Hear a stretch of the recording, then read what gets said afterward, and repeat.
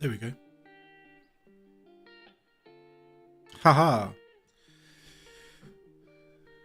Welcome everybody to what is kind of a bit of a disjointed pre-show, as it were. We're in the middle of trying to actually set some stuff up. As you can tell, things are a little bit disjointed. Apologies for that.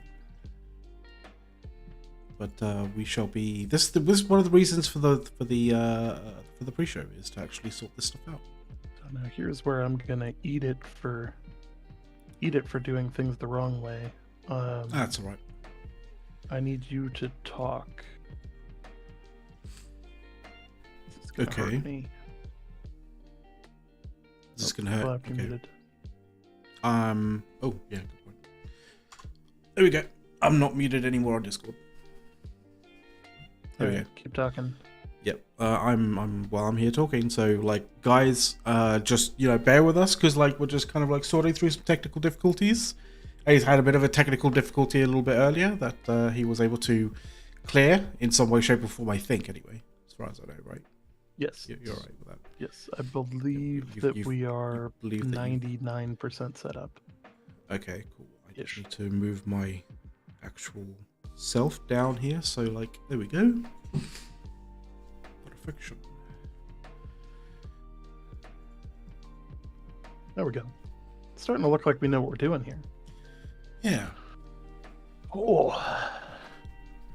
I don't know why, but you're.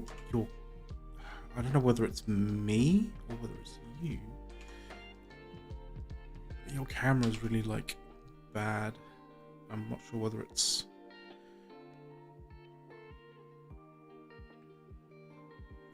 Juggling a whole bunch of different things, by the way, guys. So you know, just so you know. I'm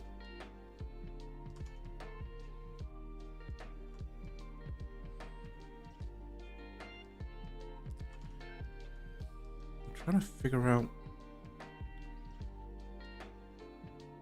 Let's have We're there? Yeah, we're okay. Pretty confused there from that. I forget that, like, I forget that, you know, YouTube has a very, very fluent way of being able to sort of, like, wind back in a stream and wind forward in a stream. Yeah, that's still kind of a fairly newish thing for me, for us as well. But, yeah. Welcome, everybody. We're just getting things set up. We are, you know, making sure things are working. That jazz. Let us know if like things are too loud. If like my voice and Aza's voice are too, like, you know, just like not matched in terms of volume, that kind of thing. We should be okay. But like these things are sent to try us. So. Absolutely. So theoretically, I'm just doing some audio checks as well here. Uh-huh. Wow, my mic sounds fucked on Twitch. Like, what the fuck is that? I couldn't tell you, my friend. I could not tell you. Like, that's really not good.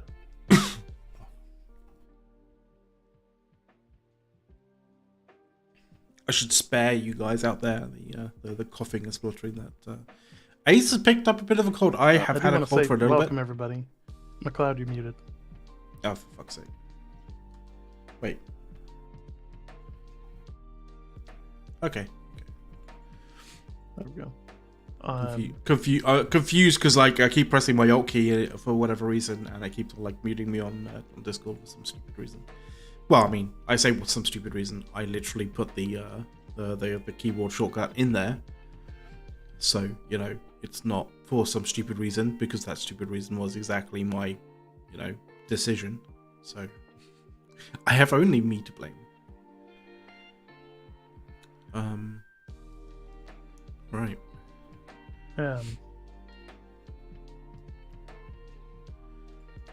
So for some reason, I'm getting like I don't even know how to describe it. Oh. Just, like I don't even know how to EQ this shit out. What are you getting? Like, is it trying to overcompensate for the fan running in the background? Oh, that's yeah. It was the fan in the background that was. I was like, I don't even like. That was messed up. Like it was trying to completely attenuate out automatically through noise suppression the fan going in the background, and wow, just completely, fucked the thing. That's really strange. Let's see if I can transition to show notes. The show notes, like, oh, for fuck's sake, show notes isn't even working. Like, why is this not functioning? Media, Chrome capture. Yeah, this should be. Why are you not showing? For God's sake! This is these things, right? So, if you're seeing a blank screen right now on YouTube, it's because there should be something there, but there's not. And there's no real reason why there shouldn't be, aside from reasons. So So I'm adding this recapturing. So we also, for There we just go. some like heads up to everyone, we're also no longer running an embed. And I would also like to note that we have not streamed on Twitch in for a while. A little while, yeah. Definitely a little while. Long enough that I'm not anticipating this to pull very large numbers. Because we had already announced that we moved over to YouTube, and then now we're trying something new. For those that don't know, we are actively skirting the rule in the funniest way possible. When it comes this is true. Which is policy related to co-stream or like multi-streaming or streaming to multiple sources. Yeah. So how this works, and why this is not against the rules, is that we are not sending the same video to 2 locations. We are sending 2 different streams run by different computers in different locations by 2 different streamers on different platforms, who happen to be sharing webcam and audio feeds with each other. And therefore it is not the same stream, and thus is not simulcasting and not violating Twitch's policy for no simulcasting as affiliates or partners. So it is technically 2 different streams. So yes. They are not the same, and that is a comical way to segue into we're back. We took a little bit of a break. I know a lot of you guys are probably sitting there going, "Well, yeah, no shit." We are we're kind of like getting our shit together. Is the best way to put it. Over the holidays, it was an interesting time. We've still, of course, been doing the show. We tried to kind of shift things over to YouTube a little bit, and we were like, "Oh yeah, we'll totally, stream more on Twitch as well." And then we just kind of like stopped. So this is basically our way of just saying, "Hey, like, we have now found a way to both stream to YouTube and to Twitch at the same time without violating the rules, and to have our cake and eat it too, in terms of not losing our Twitch audience in lieu of moving to YouTube." We do plan on actually doing some game streaming as well. It's going to be a little bit more variety driven. We are going to be covering we are, of course, going to be covering Season 1 for New World's launch. That's going to be all kinds of fun. For those that don't know, tomorrow Star Citizen launches 3.18 to the live servers. So we'll be, I will hopefully be, after I'm done with my pre-existing commitment tomorrow, be online streaming that tomorrow night, maybe. I don't even know if McLeod knows this. What? But there's some other stuff that we're going to be working on that I probably shouldn't say yet. Well, this is confusing / concerning / I don't know. Yeah, there's some other stuff that we've got in the works. But needless to say, in the short term, expect us to be streaming a couple of games. We're going to be having fun with a bunch of other things.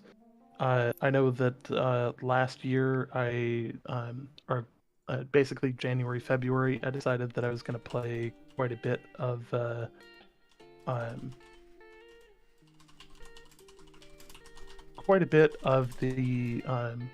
Harry Potter game. However, I did not stream any of it, and I know at the time I mentioned it live and why I wasn't streaming it.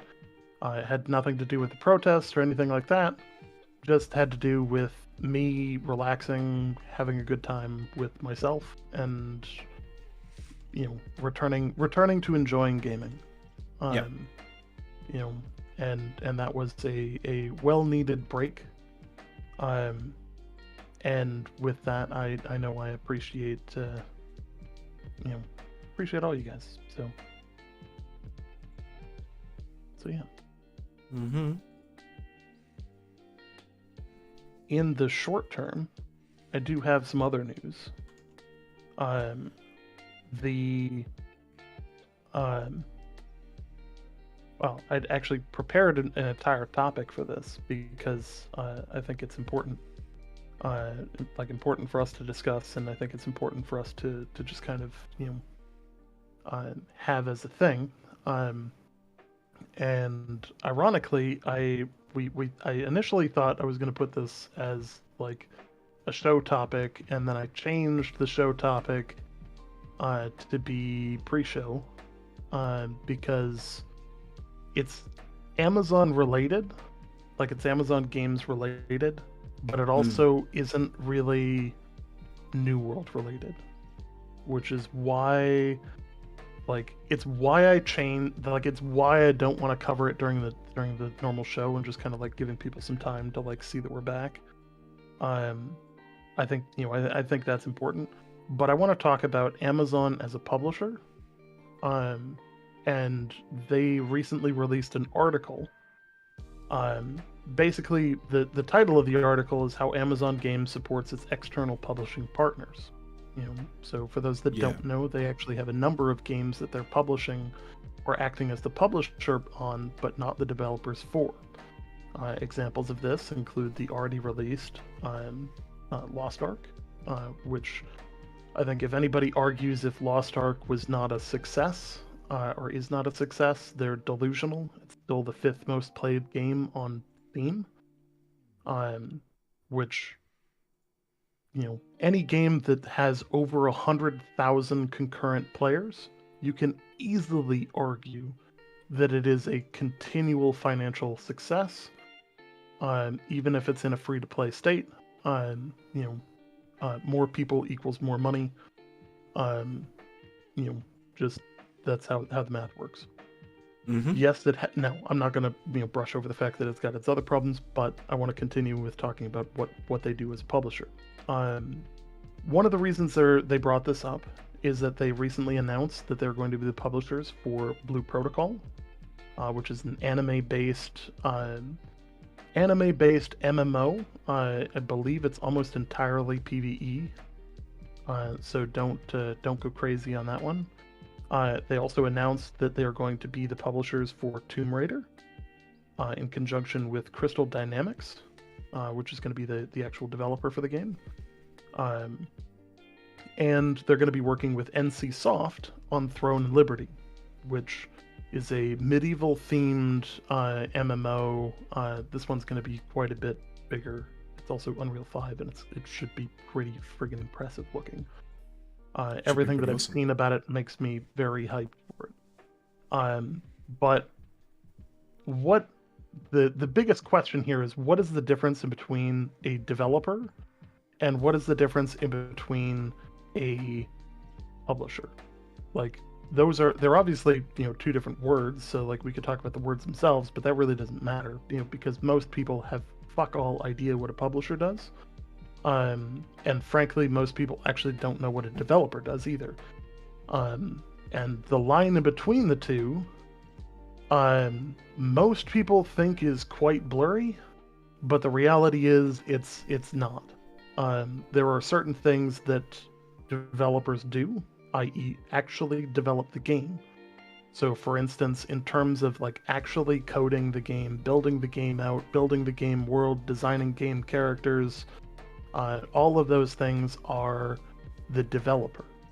So for in the instance of New World, Amazon does it all, And where things get a little bit more confusing is some of the areas that publishers are specifically looking at and supporting. So we're going to use Blue Protocol as the example here because there's a lot of information about it. It's going to have multiple versions. It's going to be published by 3 different publishers in 3 different areas. So this is a highly confusing setup, and people need to understand why they're doing this and how they're doing it. So the game, first and foremost, the game is being created in Japan and will be published locally in Japan by Bandai Namco, which is a massive company, by the way. Like, they're not a small group of people. Like, it is a massive company.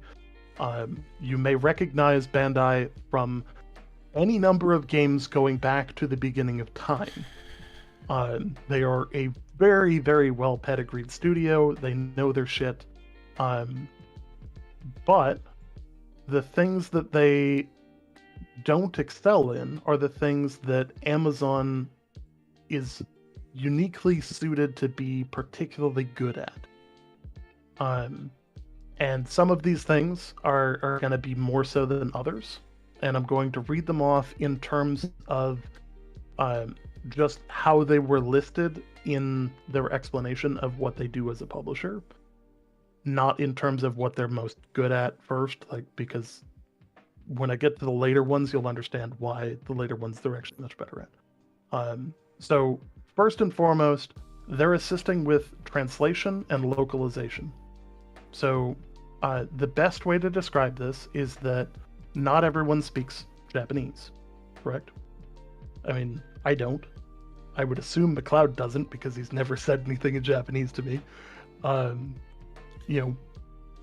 Also, McLeod, you might be muted.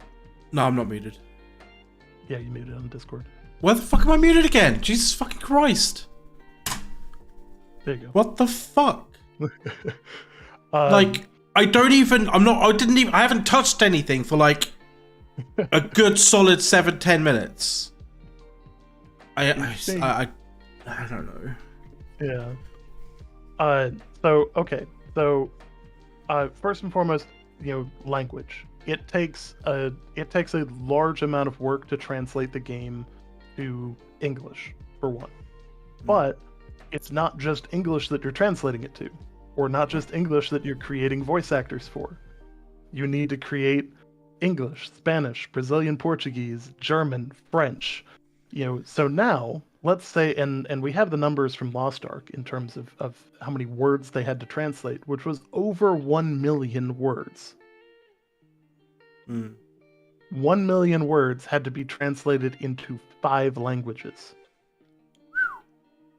Now, on top of that, you also have to do voiceovers in all of those different languages as well. So now you're looking at, a pretty sizable amount of work just in that. Now, some people would argue that they didn't do the best of jobs. Some people would argue that, there's areas for improvement. I'm not starting that debate in any way. I think that, like, this is one of those things where Amazon Games did it for the first time. Like,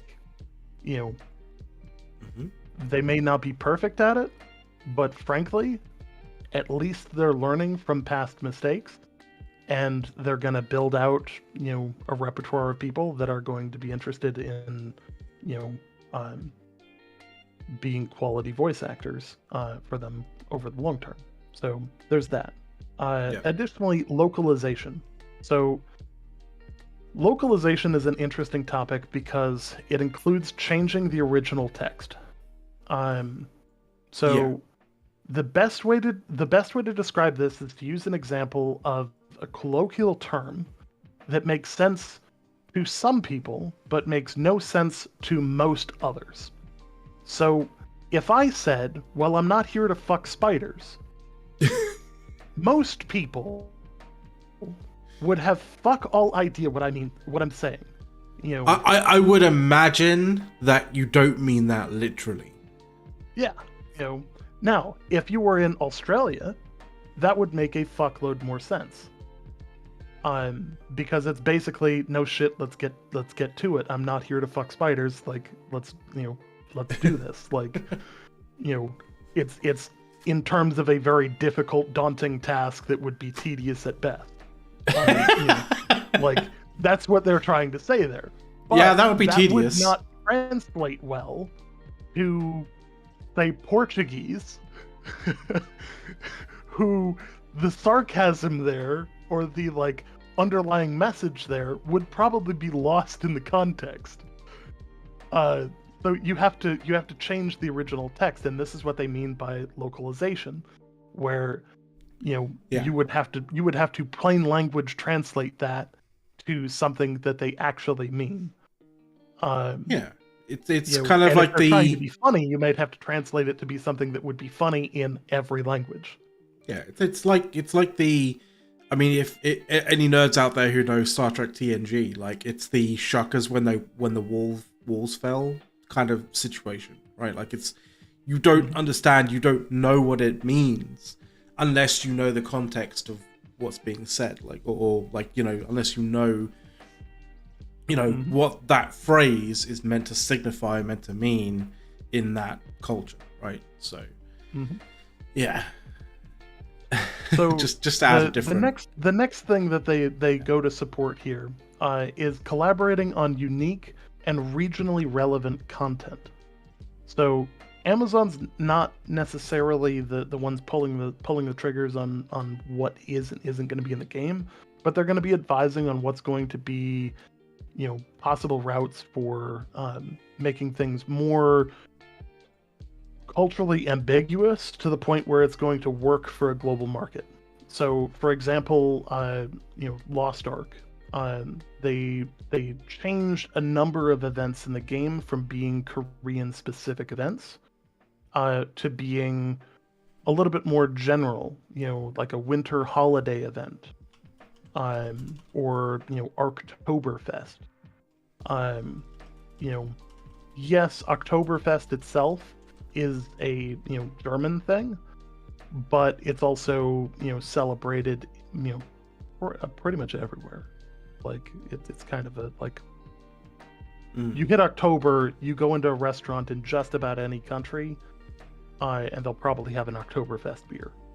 Like it's pretty ambiguous.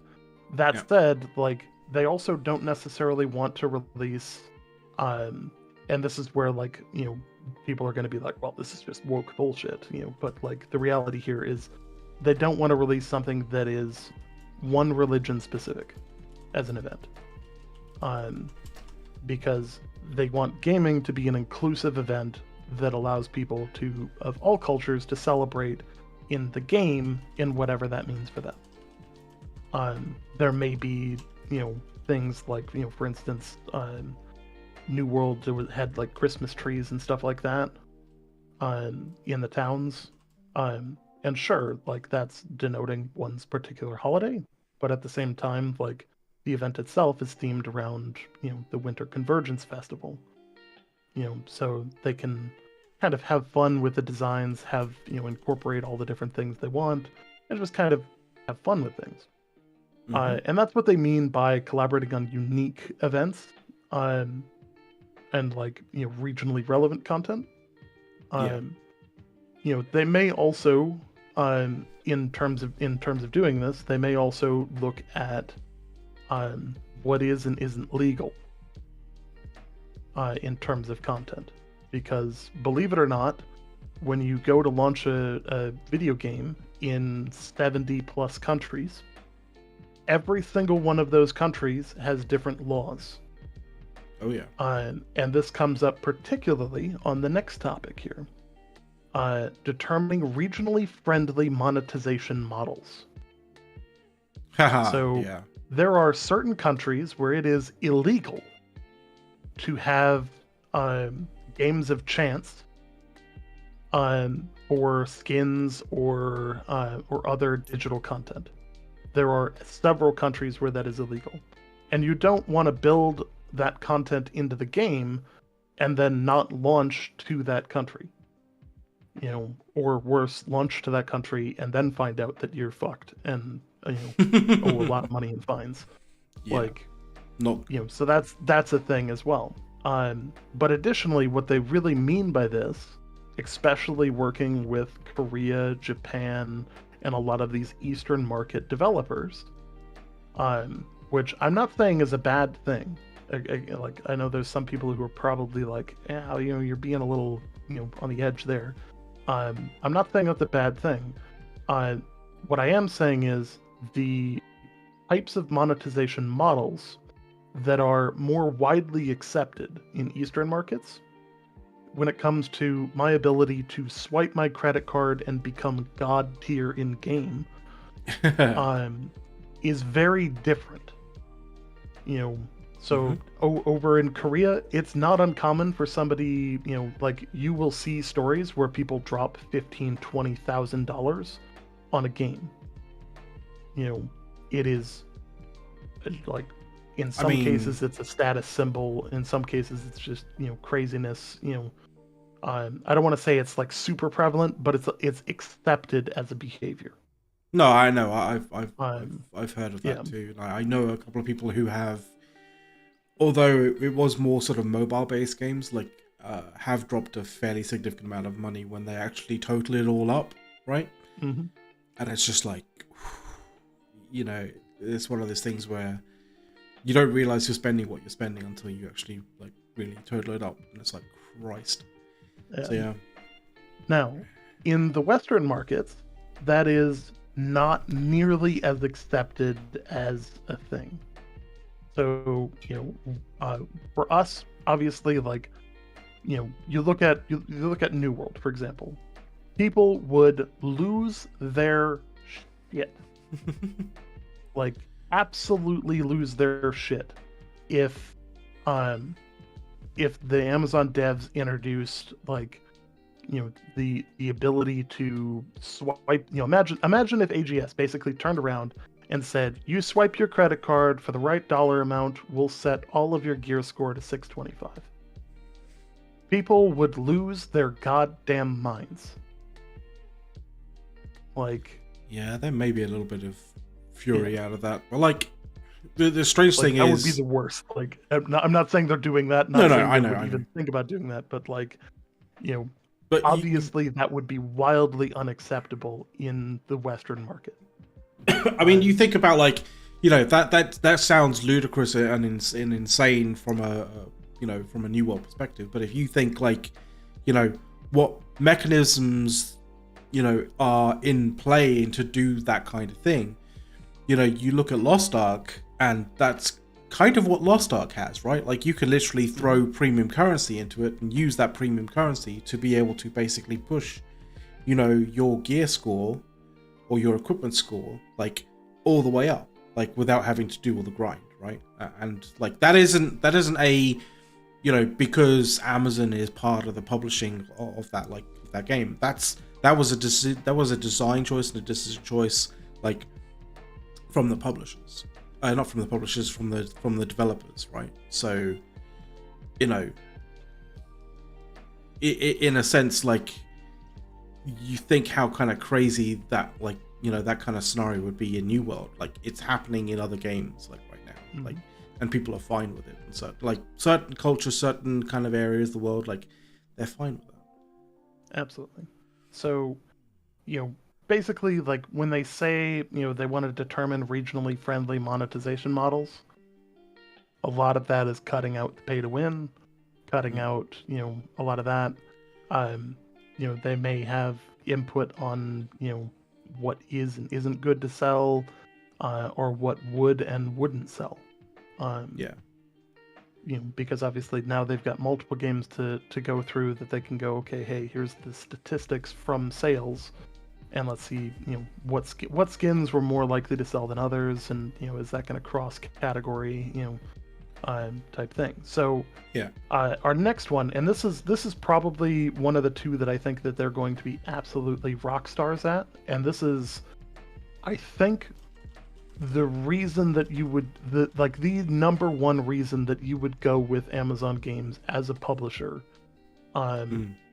is cloud infrastructure and expertise. Yeah. Simply put, being able to sit there and say, hey, how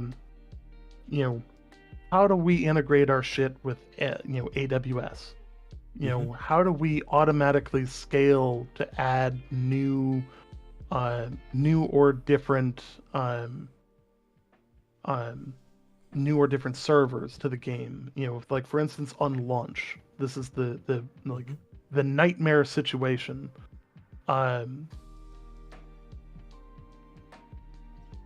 Sorry, people are being stupid.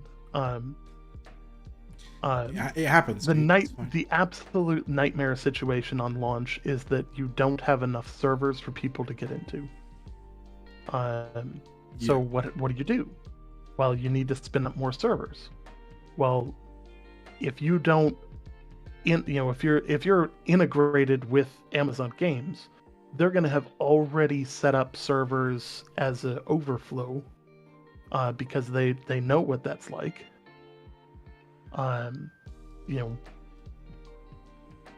They know what that's like. They know how to do it. They know what it's like to launch a game and have people be waiting in queues forever, and they know how to dodge that.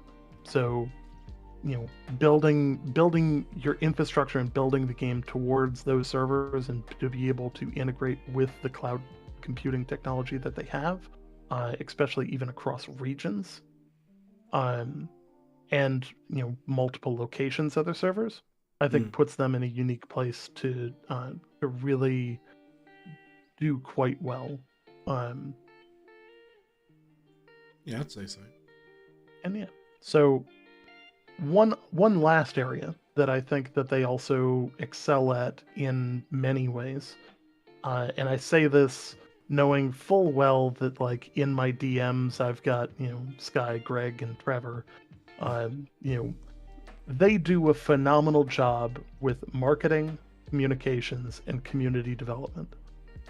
As much as people love to hate on these things, they are so much better than some other games, and some other companies. Like, simply put, they are, like, as much as people will complain that, oh, why'd they bring in these big name streamers and why aren't they supporting the smaller guys? They do support the small guys. We're small streamers ourselves here. They've supported us like a bunch of times. It's they've been very good to us. We've had a sponsored stream by them in the past. We've gotten a number of different swag items from them in the past. Like, it's been good. Very, very much supported by them. And that's one of the things we actually say underneath the stream, is that, of course, thank you to them for those things. That hasn't, toned back our criticism of the games either. No. If anything, it encourages us, because of our connections with Amazon, it encourages us to be able to sit there and say, hey, in the best interest of the game, I think that this is not working. Or like, these mechanics need alteration. Here's what I would do to change them to make them better. And I've criticized on the show, like, the amount of gear slot sets, like, for example, right? The amount of gear slots, sorry, that, like, it is being proposed, and it's a case of, like, it just simply isn't enough. We'll go into that, because there's a little bit more kind of like stuff going on with the community in that regard. But, like, there's, I've criticized them about that. Like, I know Aza's kind of done the same, like, in multiple shows.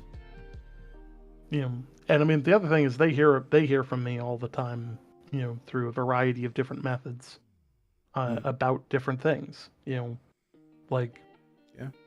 There is, it's not uncommon for me to turn to them and say, hey, like, this seems broken, or coming from the Reddit, hey, have you seen this exploit? And I'm not talking like, sending them an email. Like, I'm talking like, I have an open DM thread with several of them that gets answers. Like, that to me is good, because I can see the results of the things that I report.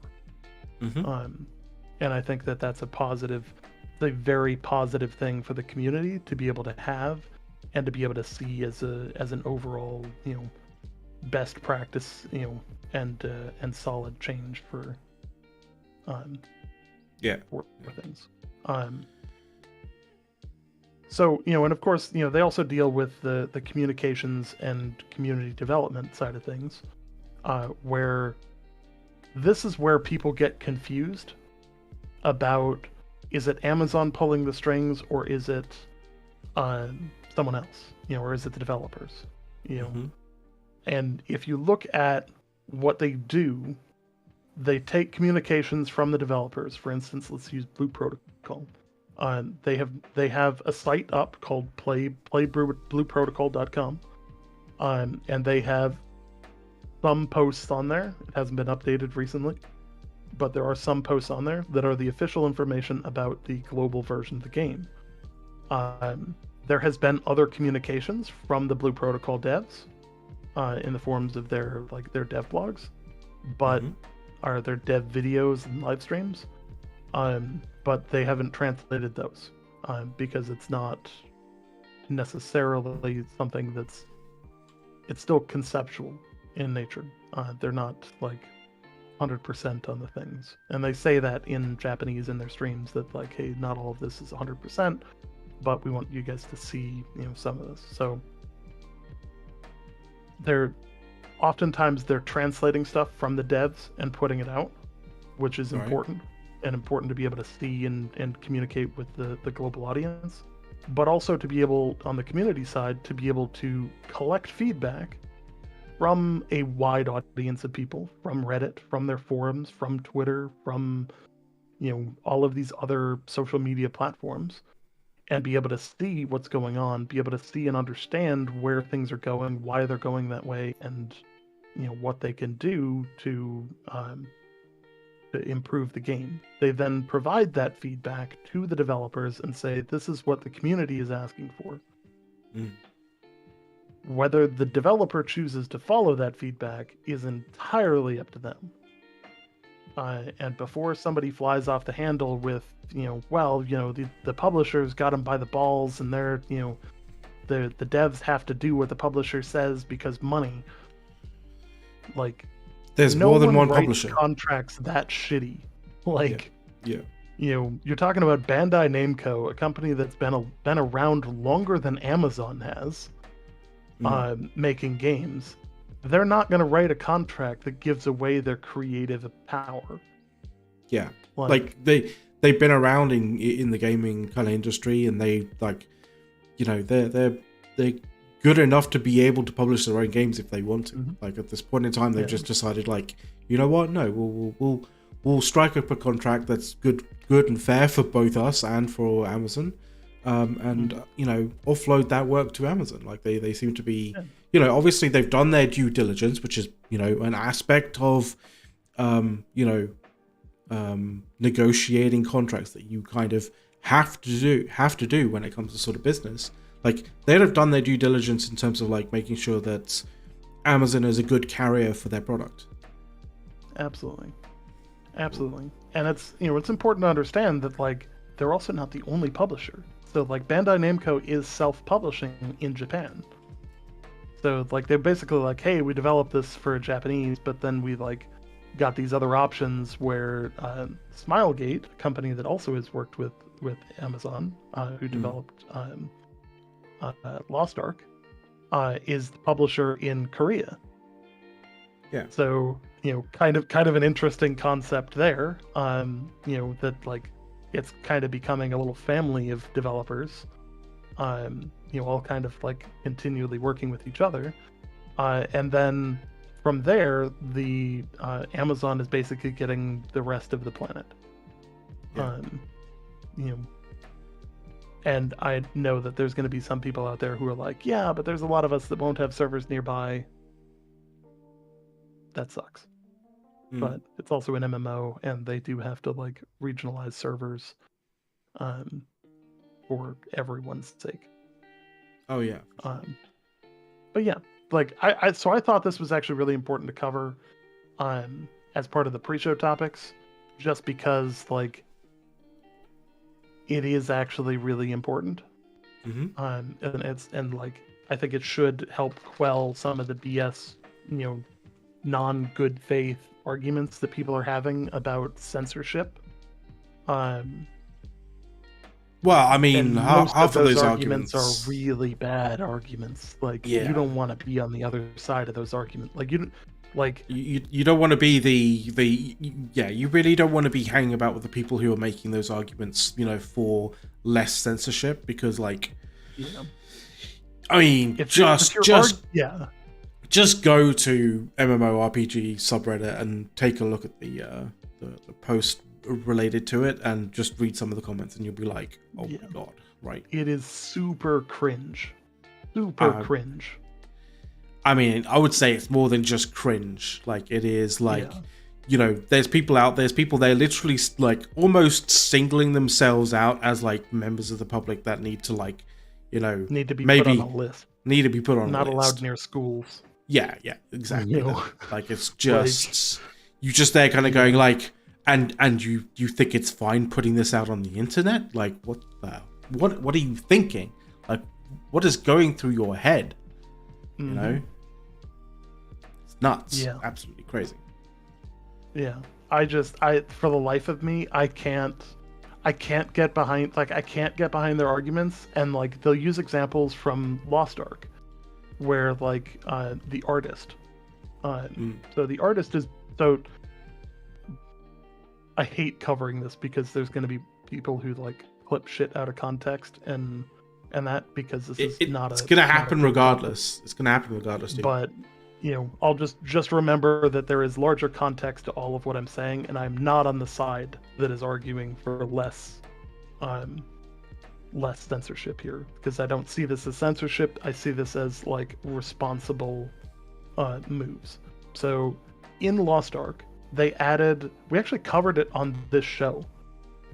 They added a modesty skirt, which basically prevents you from looking up the skirt of the artist character, which is designed as a little girl. Yeah. Like, not a adult woman. It is designed as a child. You know. Yeah. And this is similar to what's happening in Blue Protocol, where they discovered that the skin was changed in a data mined file to be less revealing on one of the NPCs that's a small girl. Now, hence if the whole. You're on the side of people that are arguing for more revealing outfits and sexualized children, stuff for children, like for child you need characters. to realize that you were choosing the wrong molehill to stand on. That is not where your argument should be. You know, now if I mean, want it's not a clearly adult character Yeah. to have fancy skins that are super revealing and all of that, you do you. You know, Yeah. I draw the line at sexualizing children. That's fucking disgusting, and you guys need to get a fucking grip with it. Exactly. You know? It's not a hill to die on, Yeah. and you know, and it's not a hill. Like, as far as I'm concerned, it's the fucking gutter that these people are deciding to die in. Like, Yeah. like. Now, the other side of this is, you know, there was an argument in Lost Ark that they changed, basically changed a skirt to like booty shorts on one of the skins for the mage. Yeah. And it was the default. So it was the default skin for the mage, if I remember right. Okay. And I would argue that the reason they did this is more so for marketing reasons than anything else, and had nothing to do with whether or not it looked good, or it didn't really have anything to do with like whether or not it would sell other places. It had more to do with, are the skins in the shop gonna sell if we make the default skin look too good? I mean, that makes sense. That Let's be real. That's not censorship. That's marketing. That is marketing, and that is understandable marketing. Like, if your default skin is like, you know, it's not doing it for me, you know, and like if that's your thing, like, you know, there are people that literally have an entire roster of bikini-clad women in Lost Ark. Good for you. Like, if that's your thing, not shaming anybody for anything that they like, you know, other than, you know, the pedophiles. You guys can, you know, burn in hell. But like everyone else, you know, is what it is. So yeah, like it's one of those things where it's like, if you make the default skin that comes with the character already just kind of meh, like not great, but then you release something that's, scandalous in the shop, yeah, people are probably going to buy it. Exactly. Like, I mean, again, it that's makes not censorship. That's common sense in terms of like market demand. And if you make the market demand so much that it's a thing. Mm-hmm. No, that makes total logical sense from a marketing standpoint. Yeah. Yeah. And I think a lot of people forget that like there is this like 4D chess thing going on. Will you guys play Diablo? Yes, actually. I plan on playing Diablo when it comes out. I'm not a fan of Diablo as such, but like, I mean, I might have a go at it. Like, I don't know, I'll see where I'm at, but like, I'm not an isometric kind of viewpoint kind of fan, as it were. But like, Diablo's a good game. Like, I can't say it's not a good game. There's, massive following for it. So we'll see. Mm-hmm. Mm-hmm. So with that, we are gonna transition into the actual show, talking about New World. Now that we've good evening to you as well. We are going to transition to the actual show. It's going to take us a minute because of the way we're doing things. I do want to talk about this a little bit. We are streaming to multiple different platforms. We are streaming to both YouTube and Twitch. Yeah. I want to talk about how and why we're doing that without breaking the Twitch policies. So Twitch policy is that I cannot simulcast to multiple platforms at one time. Exactly. So I'm not. So we are live currently on Twitch, as you guys can see, and on YouTube, as you guys can see. But only one of the locations is being run by my computer in the US, and has different graphics and will have different timing and different setups than the stream that is running over on YouTube off of McLeod's machine in the UK. That will have its own graphics, its own changes, and kind of its own nuance as well. This is the equivalent of running basically sharing a Discord lobby, and just multiple people streaming the same Discord lobby. Like, yeah, it's not against the rules, right. It is not the same stream. Creative way to do this. Yes, and but it does mean that like certain things we need to kind of time. Like the flip to the outro to the intro, as it were. So, that's the one thing that we've got coming up right now. Like, kind of nowish, I guess. Like, do we want to do this? Do we want to sort of? So, do we just want to do straight to the video? Yeah, I'm just thinking straight to the intro video. So like, we count down like on like say. On one, because so one of the things that I really hate is when somebody goes on 3 and they go 1, 2, 3 and then they go, and it's like, no, it was on 3, not after 3. So like let's do this on 1. So it's like 3, 2, 1. Mm-hmm. Right? And we'll also, like, if you see us pause for a second after it transitions to the live show, it's us making sure that both versions of the show are out of the pre-played video. If you see us thumbs up, then that might be also something to do with that too. Oh, this is so jank. It's fun. So on 3, on 3, right? Yeah. So 1, 2, 3.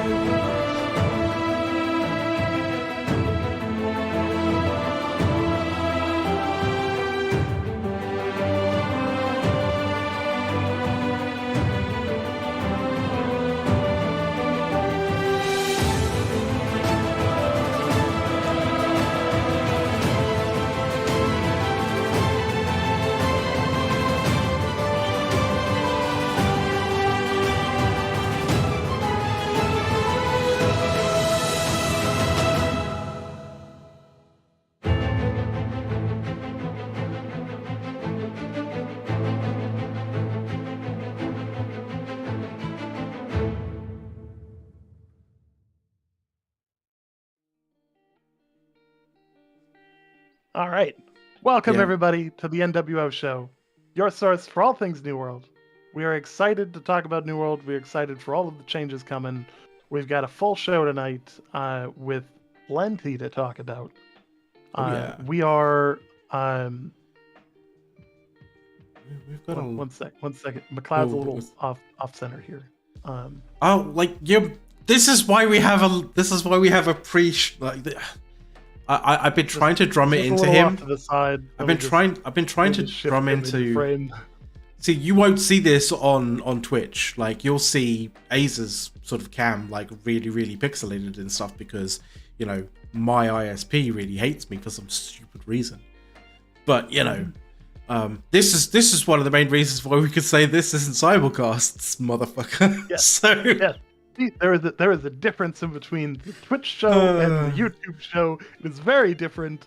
YouTube or Twitch can shove it with the simulcast rules because we have found a way around. So good, so good. Anyway, welcome to the NWO show. Yeah, we've got a fairly packed kind of show. Like there's a fair amount to go with.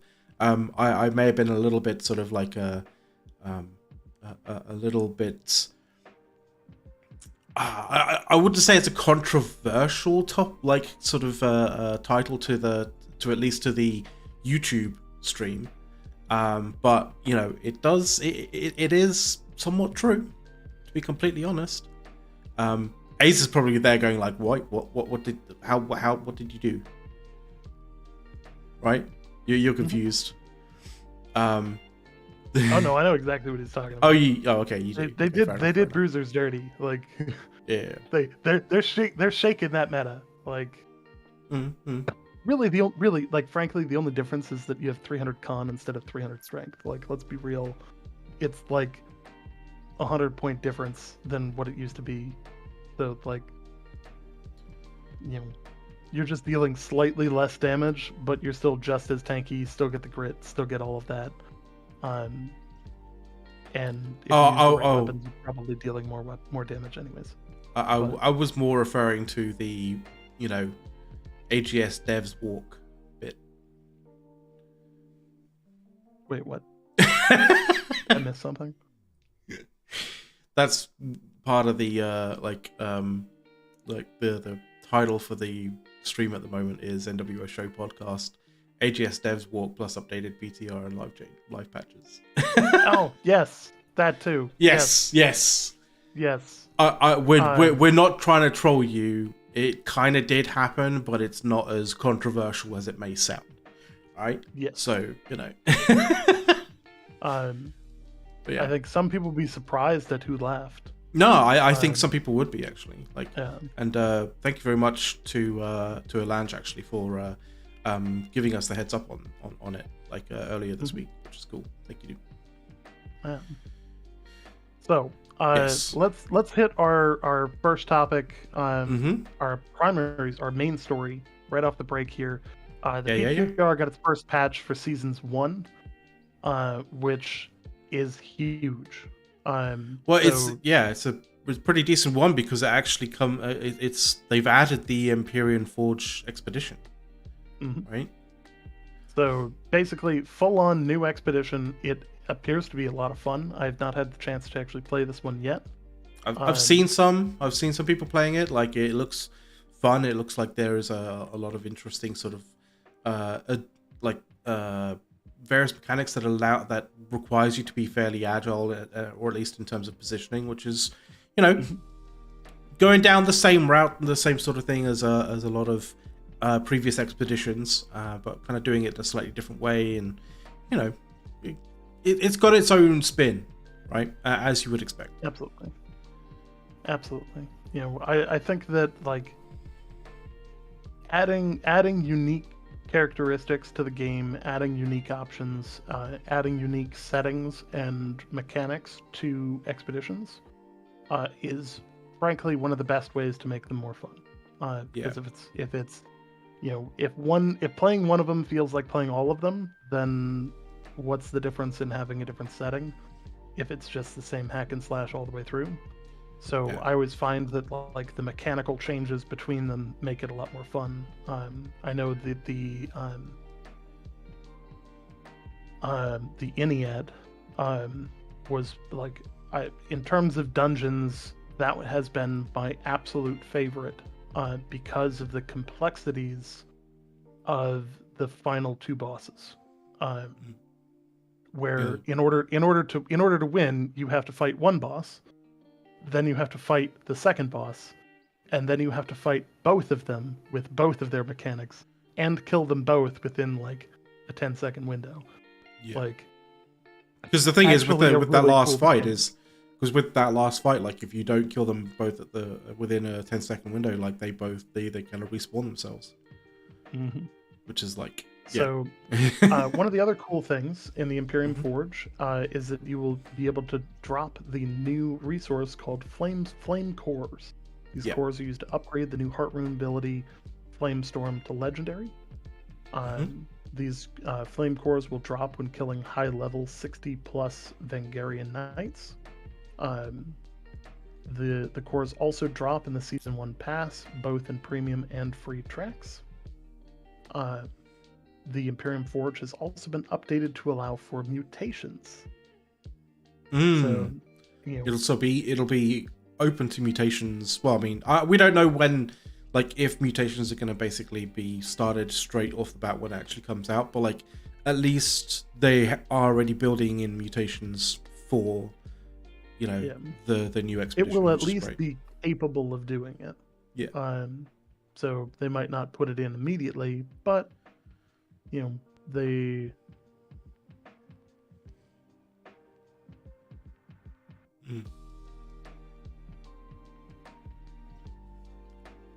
But you know the oh, what's up, mate? What a strange. Sorry, I've just got a very like odd email. Like, yeah. What? Sorry, it was Amazon emailing me, so it was like wanted to know what it was. It was money related refund on something I bought. So, but it was very strange in the way it was. What? Yeah. So, anyways, I digress. You could all out there, like, you know, try and imagine what the hell A's bought that he's like confused and concerned about in terms of monetary, you know, deductions and stuff. Like, well, like, so all sorts of different things. Like, one I'm just saying. Amazon, so like, this is actually, so it's related to my groceries, and this is why it's super confusing. Is that they're refunding me for $9.02. So, okay, like my first thought is like, okay, but it's related to my Amazon Fresh order, which I got everything today that I ordered. So like, what's going on? And then it's literally like shipping refund 36 cents on blueberries, you know, 30 cents on, you know, on bottle of wine that I bought, you know, the strawberries 1 pound, you know, 37-cent refund. Like what? Like just why? Like everything in my order got like it's tiny refund. Back. A tiny refund to cover like, the random refund. That is such a strange kind of way of doing it. And to be fair, I wasn't actually expecting you to go into quite why and what the hell was going on. But like, one of those things where it's like, yeah, it's like, you know, it's like, you think, oh, yeah, like he's just getting, you know, he returned a pair of shorts or something and got his refund for something. But when you open up an email and you're like, you got 36 cents back from blueberries, and you're like, the fuck? Why? Like, didn't know that I overpaid 36 cents on blueberries, but okay.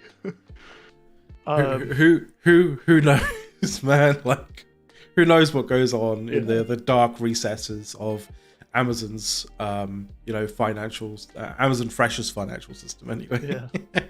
Yeah. But back to New World as such.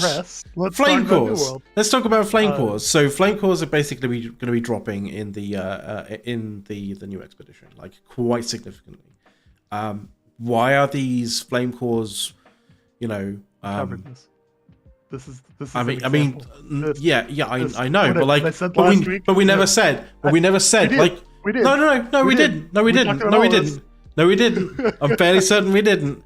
Because I never heard you say heart rune in any way, shape, or form. Like, you guys out there. That was one of the first things I said.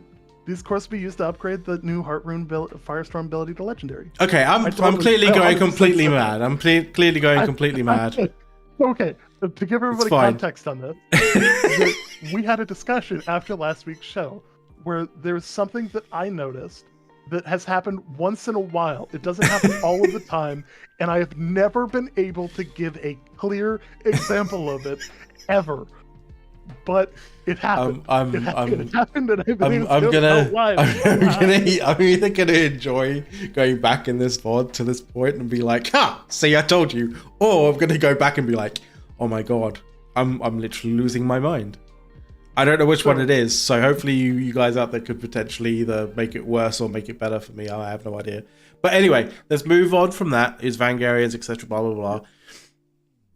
You know, you get these from the season pass as well, both the free and the premium tracks. So you know you don't have to worry about like, you know, oh I have to pay for these things, etc. etc. No, you're gonna get them in the free pass as well. So yeah. Yes. So from there, the Brightwood and Reaver's Fen quest lines have been reworked. So expect some changes there if you're leveling. That's going to be the only time that you actually experience those. There may be some quests that pop up on other people's things in terms of them just being new quests that will be way under leveled for, you know, the level 60s that they might pop up on. But alas, feel free to do them anyways, you know, if they do. Yep. From there, level 40 armor and weapons quests have been updated and improved. Basically, you know, the why on this is to go with the questline improvement. They want these quests to kind of pair well with the updates that they've done for the Weaver's Fen Brightwood area, which is kind of that level 30-40 range. And it enables you to get some decent gear that's going to kind of let you coast into the... get you to coast closer to 60. And yeah.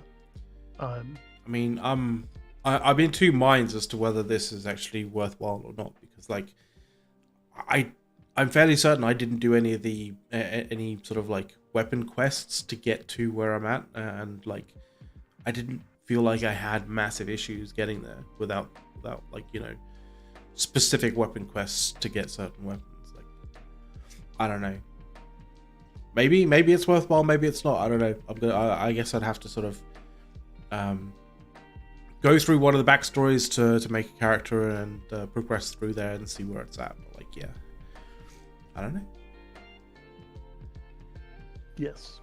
Additionally, AGS developer Zin Ramu, otherwise known as our good friend and former guest of the show.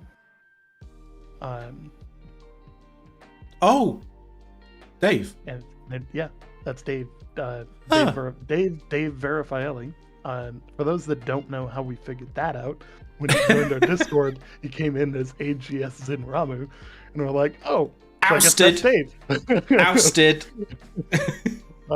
Never mind. Little known thing. Yep. You know, so if you see Zin Ramu, think Dave. But I'm sure he's probably like, oh shit, now I gotta change my name. But he has stated that they initially put a feature into the PTR that was not going to become a reality, and then they very rapidly threw the lever and went, actually, people really liked that. So we're gonna include it. Well, yeah, of course they do. It means, so like, you know... This feature is kind of a game changer in terms of upgrading gear. For those that don't know, like if you get a named piece of gear and you upgrade it past a certain point, it achieves an extra perk or gains an extra perk by basically proccing legendary. They're changing the way that this works on many pieces of gear from different areas of the game. Currently, Outpost Rush and Breach gear can be upgraded in this new way that a non-legendary item, the non-named legendary item, will be able to be upgraded to 600 and gain an additional perk in the process. This is expected to include gears from wars, invasions, and gypsum casts. However, not immediately. They ran into a technical issue that's going to prevent them from doing this in the short term, but it should be something that we should expect soonish. I mean, yeah, like, so I kind of have an issue with this. I kind of don't, and like, just so you guys know, like, I don't have an issue with this being a thing.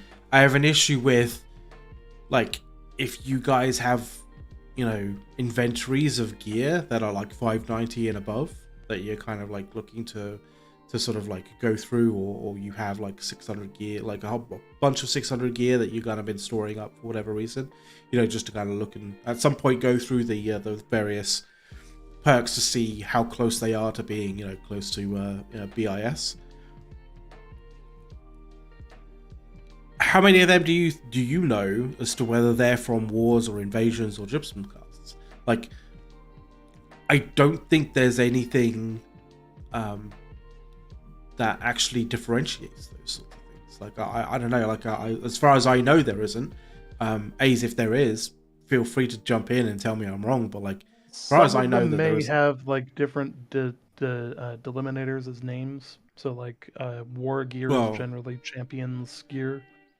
But what I would hope, what I would hope is like in that same location where you generally would see, like, say for example, gear that comes from an event, right? Like, say, you know, the legacy of Crassus. Well, is it the legacy of Crassus stuff?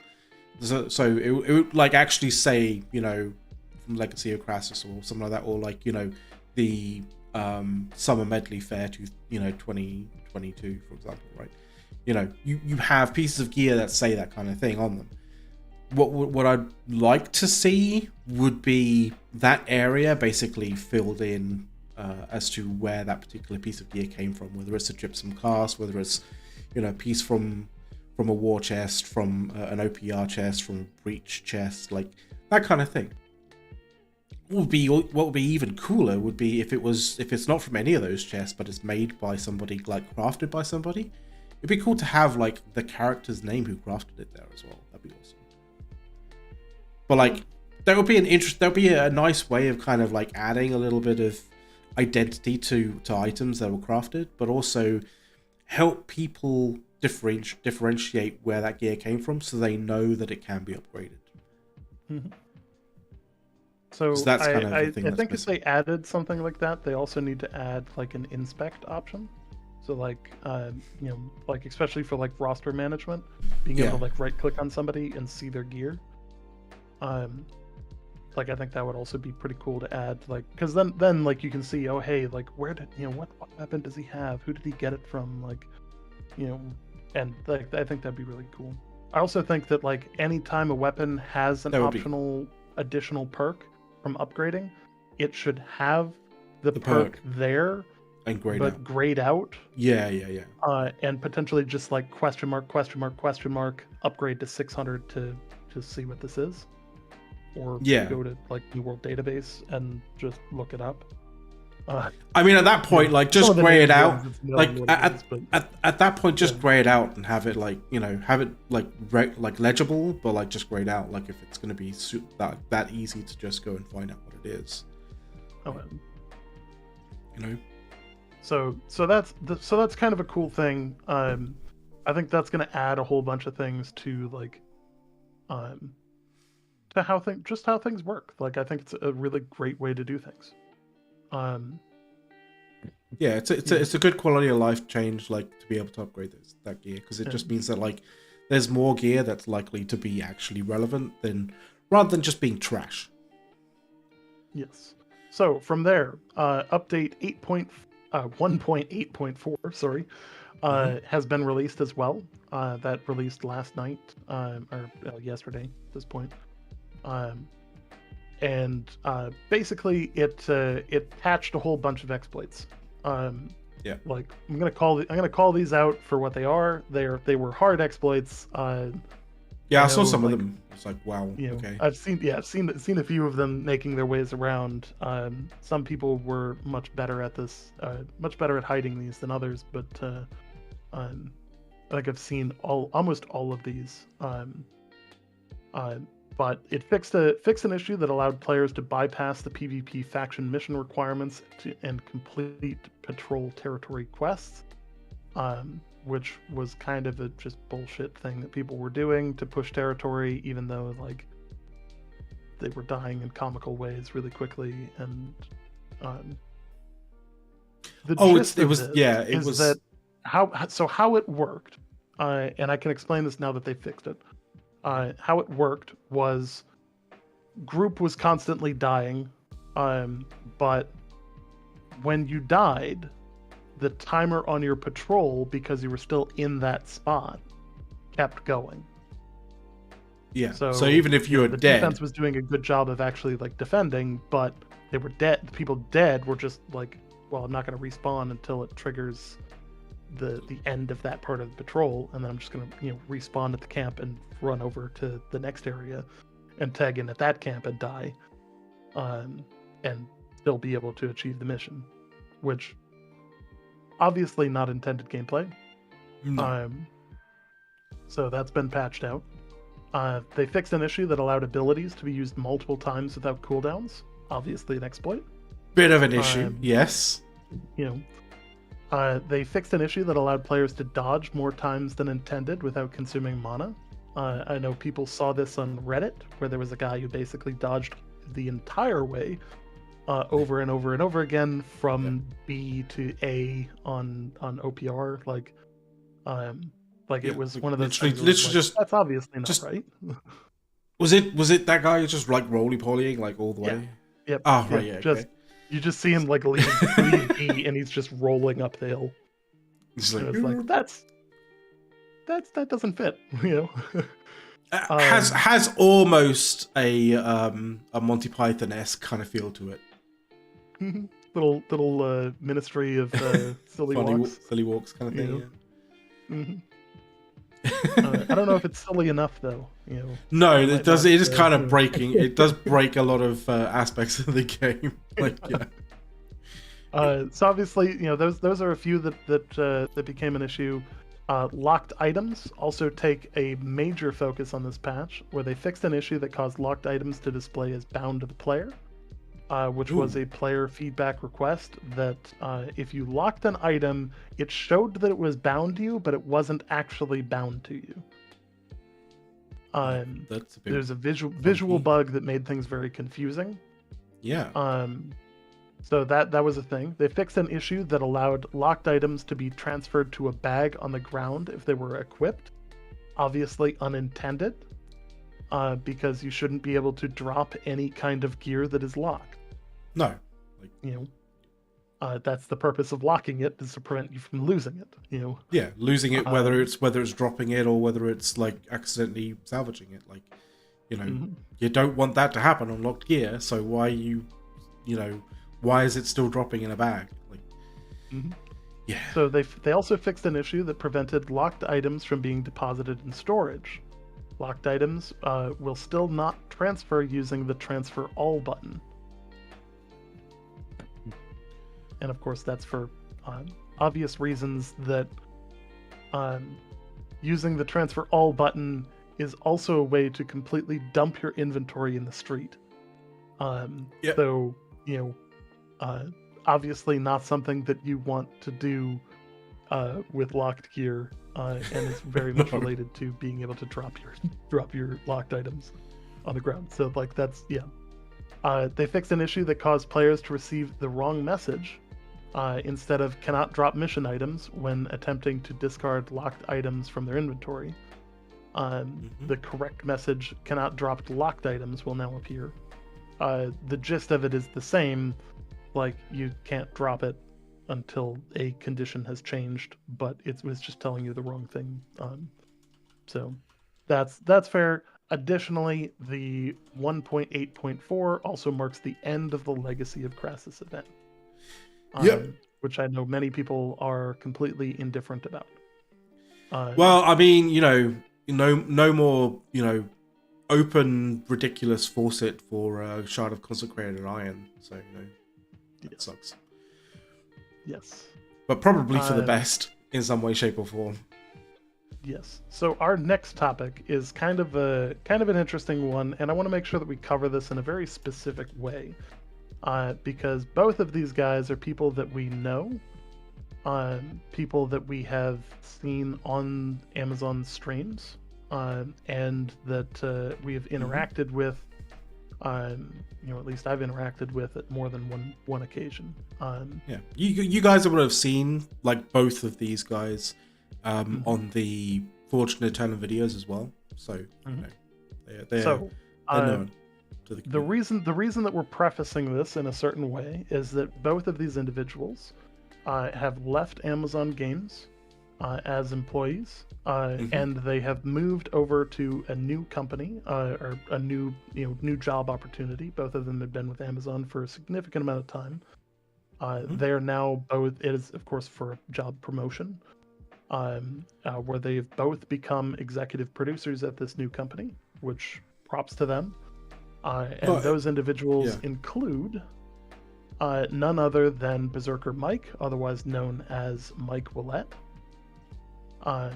which you guys will have seen in many of the developer streams.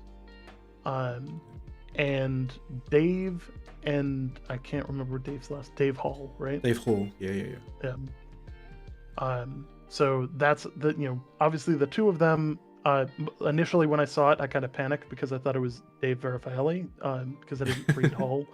And they were like, Mike and Dave left, and I was like, oh shit, like, but not to discount Dave Hall leaving, but Dave Hall is also a great guy. So just to say, hey, props to these guys. I think that they did a phenomenal job while they were with Amazon. They were there for an incredibly long amount of time. I think they were both original members of the New World team. Yeah, like Alpha team, right? Yeah. So naturally, it's great to see them continue to advance in their careers, and I think the community should wish them well. If you want to follow either of them, I believe Mike's Twitter is still up. I don't think David is very active on there. No, I but couldn't Mike find Willette Dave's. is Berserker Mike on Twitter. He was the New World Player Experience lead, and Dave Hall was the World Experience lead. So it's good to see both of them advancing. Great. Excited to see what happens. Also excited to see who fills their shoes. That'll be interesting. It's always interesting to see. I mean, it could help with the with the development of the game, having new eyes and sort of a slightly different sort of take and slightly different sort of like direction, to in those roles. Like, you never know, but we'll see. Oh, and actually I misspoke. Dave Hall's new position is now game director, and Mike Willette is now executive producer. So again, excited for both of them. Wanted to cover this because they are people that most of the community will have seen at some point in time from the dev team, and I think it's worth mentioning that mentioning why they're not going to see them on the dev streams anymore, and that it's for very good reasons, not because not because of Amazon like cutting back on the team or anything like that. It's very clear that both of these guys wanted to go and move up the food chain and work on another project after I think if I remember right, Mike's been on the team for like 7 years. Yeah. So it's been a minute, and you can assume that now's the time to. Yeah, and I don't think it's because of a lack of wanting to sort of or a lack of kind of wanting to do anything different, or a lack of potential positions available in AGS, but a lot of the times especially when you've been in that same environment for so long, eventually you kind of want to you want to move on, you want to sort of change the scenery, you want to kind of go somewhere, do something different, because You know, otherwise you stagnate and you don't grow, right? Absolutely. Yeah. Absolutely. So excited for them. I think it's going to be, going to be big. And yeah. Yeah. From there, changes to the Umbral Shard amounts for gear upgrades are coming in March, Season 1 patch. And a somewhat abused aspect of gear upgrades is actually not going to be able to be abused anymore in the process, as the loophole existing currently is going to be closed. Five Head Gaming is actually the one who kind of broke this information. Or at least they cover it very well on their YouTube. Which I will link that video for people to watch in chat. But basically, there's there's for catching us. There's a bunch of manufacturer controversy that's like kind of gone around because of this. Some people are basically saying that like because the Umbral Shard kind of exploit uses sort of like because it's being like the things are being changed, that there's going to be like a much more rampant amount of abuse on this. But in actual fact, that's not going to happen. You know, the loophole is actually being closed. You know, and a lot of the people who are kind of peddling the sort of misinformation as such, either are doing it deliberately and they know that like the loophole's like closing, but they don't care about like, you know, representing the information accurately, or they are completely misinformed because they've only taken a very casual kind of glance at it and, you know, had immediate reactions, right? So, you know, don't get swept up with the manufacturer controversy around surrounding this. Like, you know, it's not going to be anywhere. It's not going to be. I mean, it's not going to be banned in any way, shape, or form. Like there shouldn't be any issue with it whatsoever, right? Yeah. Additionally, like when it comes to manufactured controversies, like remember that content creators have an adverse incentive to cause drama and to stir up controversy. This is something that as a channel we have actively avoided. I hate even given like our worst, like the worst thing that we've done is we caused some shit with Asmongold, where like we basically just covered what an article told us he said about something and it was out of context, and that immediately after we were like, oh shit, this is not what we intended, like our bad. Like we were duped by out of context kind of comments and an out of context clip, and we fell for it. But like it wasn't a case of like we knew about it, we were deliberately trying to manufacture like kind of controversy about it. Like, for example, even like on this show, I may have said that, like, you know, I may have mentioned in the title on the YouTube live stream that, like, you know, AGS devs walk. Well, yeah, 2 of them did just leave the company and go somewhere else. Like, that's not inaccurate. That's not out of context. That's what happened. You know, I don't consider that to be duping people. I don't consider that to be manufacturing controversy in any way, shape, or form. That's just a slightly more interesting way of, you know, presenting the facts. Yes. Yeah. Is it a little clickbaity? Yeah. A little bit. Yeah. That's different than being like, you know, let's call out another content creator just to get people riled up. Which wasn't the intent the first time we did that, actually. No, not at all. Not at all. We also didn't think he was going to see it, and then he did, and then he made an entire video about it, and then our next stream was like 400 more people piling in that were all very upset with us. And we're expecting us to like double down into the drama, and then like, because that's what content creators, we're not taking that bait, you know. But that's what content creators do. We double down. We never say that we fucked up. We never say that, you know, we were wrong in any way, shape, or form, except we did. We did. And that's the funny thing about it, is that we're we're just 2 guys. Like we're not here to cause shit. We're not very drama filled people. So like, I get the drama. I get the reason for drama. If people can tell me I'm wrong and show me proof that I'm wrong, I accept that. Like, Yeah. I'm not dug into my opinion. But You know, I'm also not going to shy away from calling people out if they are genuinely, if they genuinely hold a particular, a particular viewpoint, and it is morally indefensible or just completely inaccurate or entirely wrong. Like, those people posting on r/MMORPG about like the whole censorship, AGS censorship kind of thing. Like, I'm sorry, they are just entirely fucking wrong. And they are calling themselves out as being terrible people on the internet, and they should be, they should get everything that's coming to them, to be completely honest. That kind of stuff. Like, we'll call people out completely, if they are genuinely doing things wrong. Like, I've said it a few times when certain people have manufactured content, and manufactured controversy before. People who I have actually been following on YouTube, who I've subscribed to, and I did actually this week. There was a Harris Heller video right on Senpai where he just straight up said something completely inaccurate, right? And I was just like, that is entirely wrong. That is entirely inaccurate. That's entirely clickbait. And I'm sorry, Harris, but you just lost my subscription to that channel. Like, bye-bye. I don't know whether you saw that one, Ace.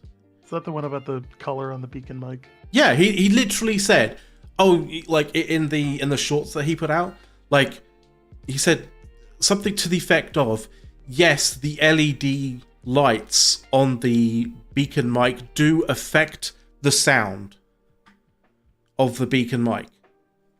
I'm sorry, it doesn't. He's flat fucking wrong, and he should feel sorry or at least apologize in some way, shape, or form for saying something like that moronic and stupid. Straight out. I'm gonna have to watch. I'm gonna have to watch that video. Yeah. I saw the video on the timeline, but I just didn't actually watch it. Yeah. So let's keep rolling through the topics here. Yes. Sorry, we got sidelined quite a bit.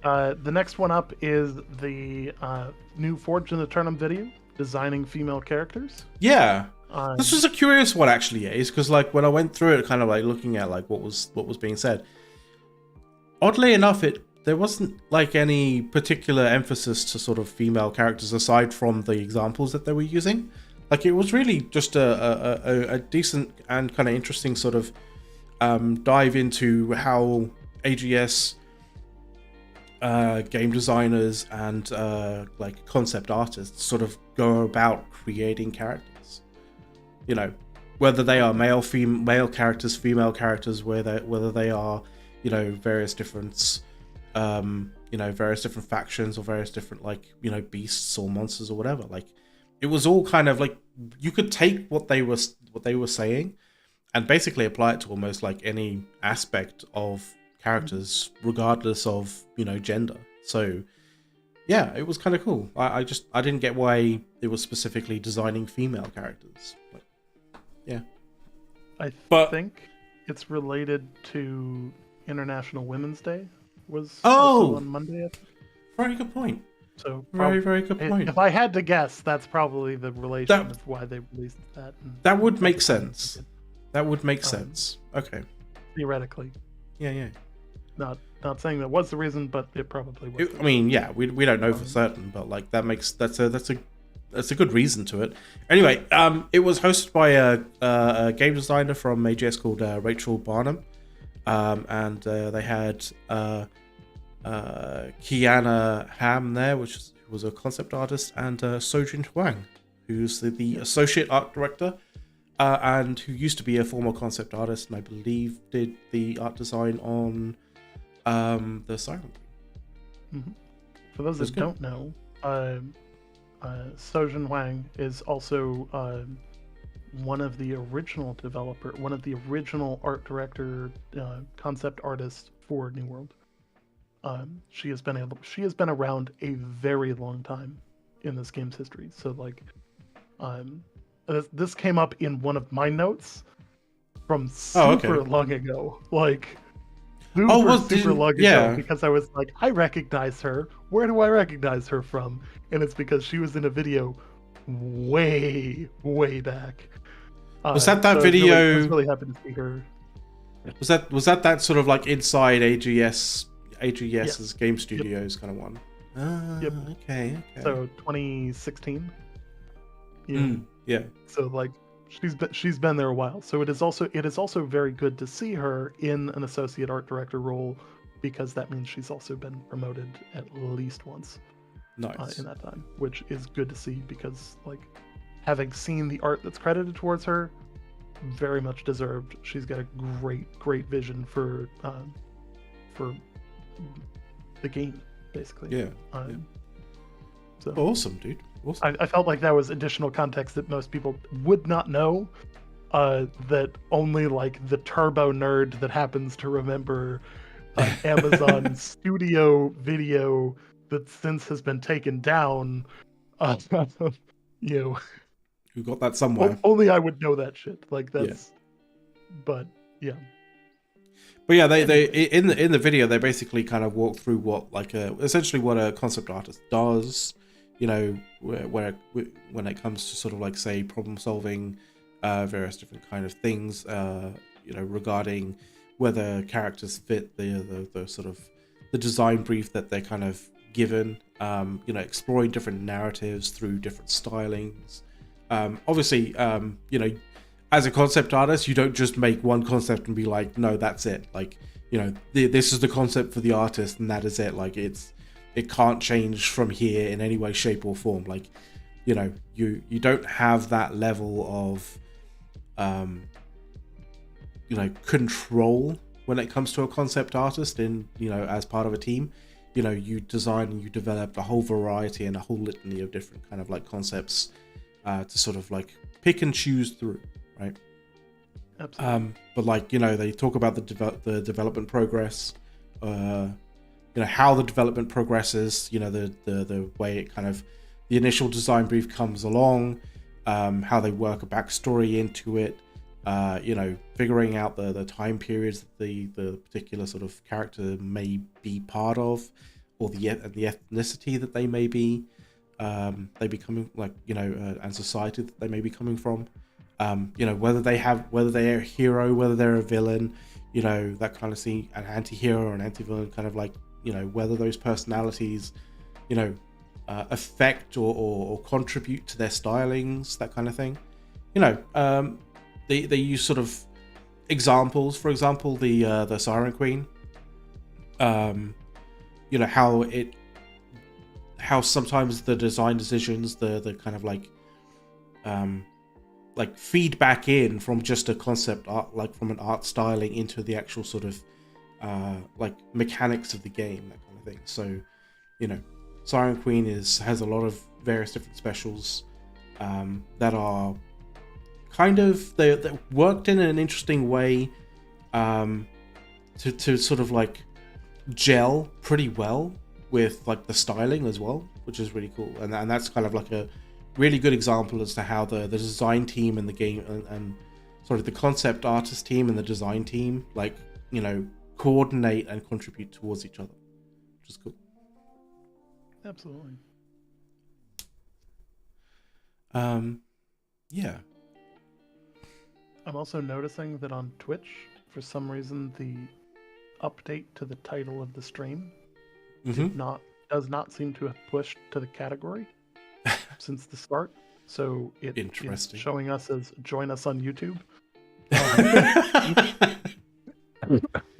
Well, I mean, there's positives to that somewhere, shape or form, but Yeah, for those that don't know, we're on YouTube now too.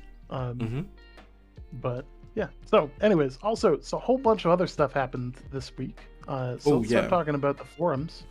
At the AGS, we're fairly active on the forums, responding to players and the community concerns over the significant changes to be made to the meta from this upcoming changes for Season 1.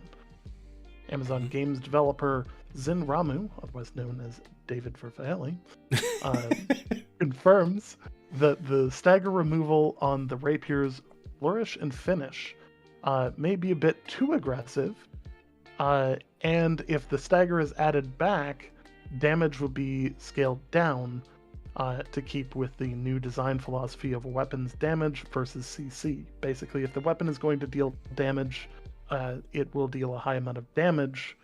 But if a weapon or if a ability also does CC, it will do significantly less damage because it is also providing that stagger or stun or root or whatever effect. Yeah, CC being crowd control, by the way. Like, if Yes. anybody you out there are not familiar with the term CC, it's crowd control. So that's basically like stuns, roots, those sorts of things, staggers. Yes. People are also still not quite understanding of the musket design decisions and how perks and skill tree trade-offs are meant to provide either an accuracy advantage or a damage advantage, but not both. You cannot have both. That's not how it works. It's meant to be a trade-off. Like, that's the either idea. Get your cake or you get to eat it. You cannot have both. The ultimate tease. But yeah, like, clearly people are like a little bit confused as sort of like how because that's the thing. You read some of the comments and like it's basically people going like, you've nerfed the living hell out of it. It's like, well, yeah, because it needed a nerf, but you can still have the damage, you just don't have the range. You can have the range, you just don't have the damage. You can't have both at the same time, and it's meant to provide trade-offs. And that's the thing about like actually doing a decent job when it comes to balancing various different things in a game is you work on the basis of trade-offs. You can't have a weapon that is all things to all people, because then there's no reason for anybody else to be using anything else. Absolutely. So from there, Ginger Prime Gaming, our Bryn Zelzar, Brian posted his thoughts and feedback on Season 1 and has made a point to be vocal about the more passive Season XP and normal, basically gaining more XP from passive passive things like gathering, refining, and such. And Amazon Game Dev's Chartist has been quite active in the thread, wondering if the speed of achieving activity card activities is too slow, and reminding people that the event's duration does span multiple months. Yeah. So that's the thing. I think Brian's gripe is that the cards are great. They're not a small and consistent reminder you're progressing through the season, whereas the small drips of season XP would be. So it's kind of an interesting perspective. I need to stop tapping my foot because my camera is bouncing. Well, that's what happens when you have a camera connected to your, to your actual. It's on my monitor. And right. Oh god. On a tri monitor setup on one stand. So like. Yeah, it's gonna basically it's gonna be accentuating that kind of stuff. But yeah, like I do see where Brian is kind of coming from. Like, if you don't click those cards to complete them, you don't like experience or feel that kind of progression, as it were. But when you do, you get a nice chunk of sort of progression as such when you do click those things, or when you do complete like a line. I think as you kind of said, like, it's very much a case of if you had that like one or two sort of season XP kind of like, every so often when you're doing things, it would be more of a means to sort of for people to understand that like they're still contributing to the season, or contributing to sort of like progressing through the season. So it kind of makes sense. It's just one of those things where it'll be difficult for AGS to get right in order for people to not find a way of being able to, do a particular activity that garners a lot of, singular season XP at a time. For example, if you had like a percentage chance of getting a singular season XP by harvesting, like one harvesting action. Like, you know, you could go and like smash rocks, but that takes ages, right? And you probably won't get that much season XP per hour. But if you go and like collect, I don't know, like hemp, that's going to be a ton, because you get through a lot more like actions, or picking up, like, you know, picking up flint, right? Like, you get through a hell of a lot more actions of those than you would do like smashing rocks, for example, right? So it's one of those things where if they added it like universally, to sort of like gathering activities, then that might break something, or that might provide a means for players to min-max and affect other areas of the game. So yeah, so I see where the issues are with AGS with like implementing something like that, but I also, you know, you also do kind of understand where Brian's coming from in that regard. Yes. Yeah. So from there's been some consternation about low populated servers that members of the community feel need to be merged to have activity pick back up.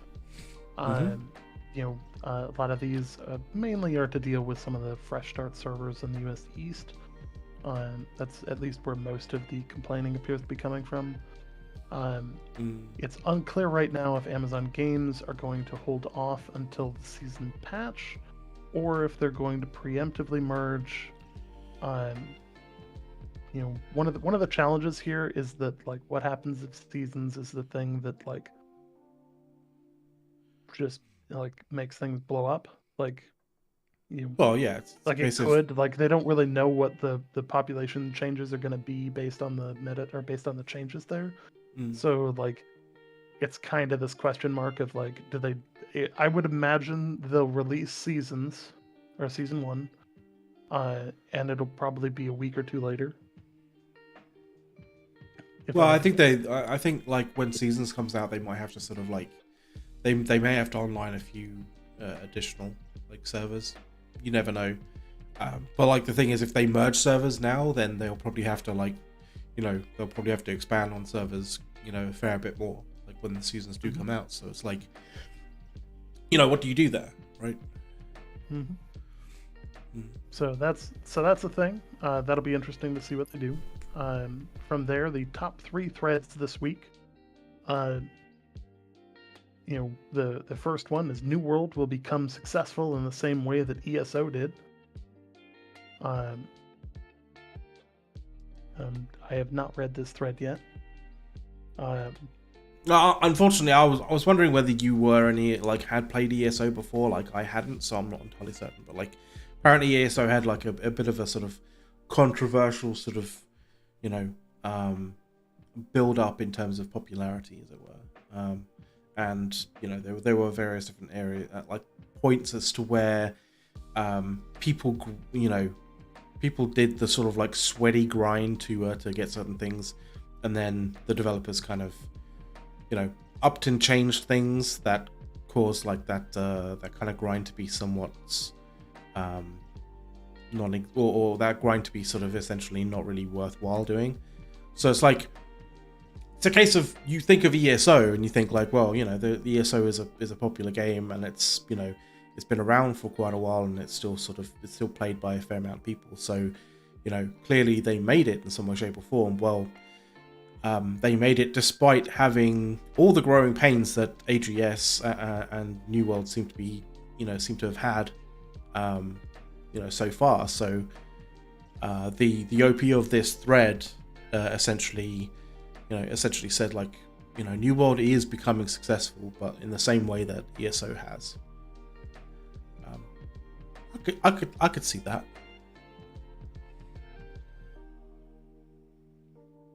Obviously, you know, when we're talking about like top 3 forum threads, like, it's active, so there's obviously sort of people who are not, you know, it's not just full of people who agree. There's also a fair amount of people who are disagreeing with that and making their voices heard in that regard. So yeah. The next one though is like about trophies, and specifically regarding how many trophies there are and how many times you have to up and change those trophies depending on what you're doing throughout a play session. And apparently, according to some people who do a variety of different things, especially when it comes to sort of like expeditions and mutated expeditions, well, maybe not mutated expeditions, but if you go and do a mutated expedition here, and then you go and do a regular expedition there, and then you kind of go and you sort of want to sort of do some do some crafting or this, that, and the other. It's basically like, if you are approaching the game the way that AGS wants you to do, which is a variety of content, you have the scenario where if you're trying to max out like that, your abilities in those, various different activities, you're changing your trophies in your houses all the time. And the process of being able to do that is quite laborious, and the load times, for whatever reason, seem to be quite lengthy. And that needs to sort of basically the thread is about how that needs to change and how that needs to be made better in terms of overall quality of life. And I can see that. I can definitely see that. Like we talked about like the gear set slots, right? It's kind of like that, right? You have trophies that allow you additional protection against certain damage from certain enemies. Like that is very much in the same way that like how you have ward gear, but you have an absolute ton of different ward gear to do variety of different things. You can't put all of those trophies in all of your houses at the same time and have like luck trophies and have like crafting trophies as well in there and all be working at the same time. So it's a real pain. Yes. So yeah, and I think the current system is basically just a administrative limitation where it's just like you most of these people already have all of these trophies anyways. It's just a matter of let me swap the right ones off, and it like the general argument is just why can't we just have all of the trophies active at one time? Yeah, exactly. Because none of them are giving a PvP advantage, and really like the only negative is that I didn't spend 25 seconds switching out trophies before my gathering run because I still had all this stuff up for something else. Yeah, exactly. So like I think that's important, and I think that would be a very positive change to the game. And yeah. That rolls into the third, like the third of the top three, which is basically about gear set storage. Yes. Basically, the summary of this is that there are way too many gear sets. Like, yeah, we talked about it. But there are, I think there's 16 or 18 gathering, refining, and crafting skill like gear sets. And the current cap on gear sets is 10. So, if you're a crafter, good luck. We don't know whether that sort of limitation is is a like a game or sort of like a coding issue, or whether that is just like a UI kind of problem in terms of like miniaturizing or creating a UI that like scales better than 10. But like if we could get some clarification from AGS, that'd be fantastic. But like yeah, we need more gear sets, like or the ability to have more gear set slots. Yes. I think there's some like I think as a first run at the system, I don't think that this is bad. I think that like there are obviously things that need to improve. But I think overall, like I think overall they're headed in the right direction. They just need a couple of pokes to make it to. It's a good first attempt to deal with the problem, but like they should have seen the problem kind of like coming a little bit better than this, and like that they need a little bit more of a holistic kind of fix, or at least something that helps people deal with the sort of runaway amount of gear that they need to have all the time. Yeah. And I think kind of like I think we should probably shall we like end the show just on like chill looking at Reddit. Yeah.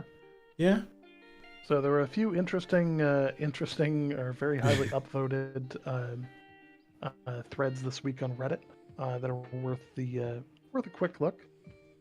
Let me find the right OBS window.